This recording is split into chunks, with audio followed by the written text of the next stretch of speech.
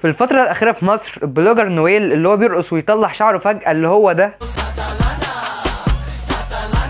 زار مصر وعمل دعاية لمصر زي الفل، وكان بيشجع المشاهير ان هم يجوا مصر ويشوفوها وقد ايه هي حلوة والكلام ده كله، وعمل فعلا دعاية سياحية جامدة لمصر، وفعلا بعض المشاهير بدأوا ان هم يجوا لمصر عشان يشوفوها. يقوم بقى مين اول واحد جاي على مصر بعد نويل؟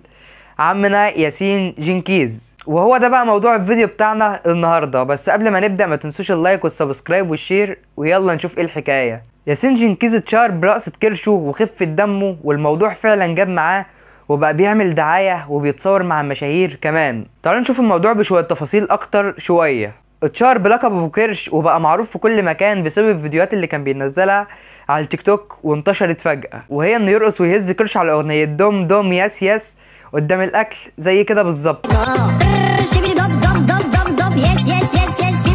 وبسبب الفيديوهات اللي بيعملها دي بقى كرش هو مصدر دخله.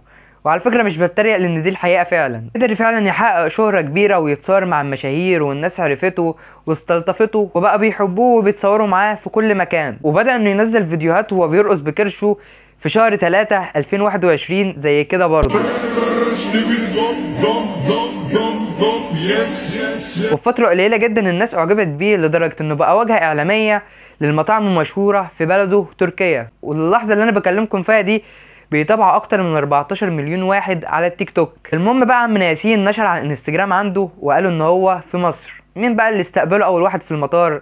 مطعم قصر الكبابجي، مطعم مشويات هو. وطبعا استقبلوه احسن استقبال بعربية مرسيدس ميباخ، وطبعا راح على المطعم عندهم على طول ونزل الاكل قدامه بكميات كبيرة وبدأ يرقص ويعمل الدعاية بتاعته كالعادة.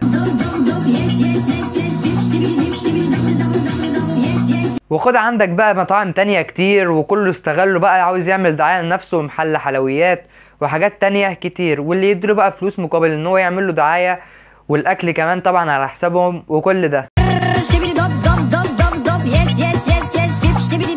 وطبعا انتوا عارفين ان المصريين اهل كرم، فبدأوا يرحبوا بيه بكومنتاتهم الحلوة ويهزروا معاه في الكومنتات ويقولوا ده لو شرب من النيل هيحصل مجاعة، وبيعملوا عليك كوميكات كمان. وطبعا مع اللفه دي مش هينسى ان هو يروح الاهرامات ويديها حته دوم دوم. بس طبعا الناس تفكيرها مش زي بعض وارائهم مش زي بعض خالص، وكل واحد ودماغه. وفي طبعا اللي كتب وقال حاجات عليه وانتقدوه، زي مثلا واحد كان كاتب الشاب ده اسمه ياسين جنكيز تركي الجنسيه، عنده مهمه واحده وهي ترقيص كرشه دقايق ويكسب ملايين وشهره.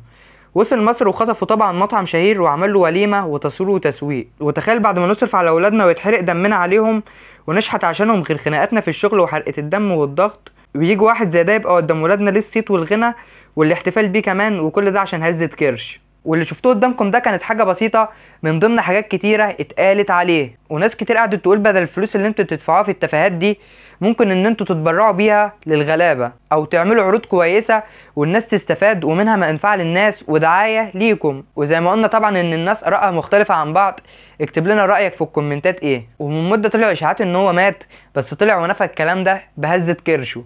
وبكده الفيديو بتاعنا يكون خلص وعرفنا الحكايه. وكان معكم حسن الخولي.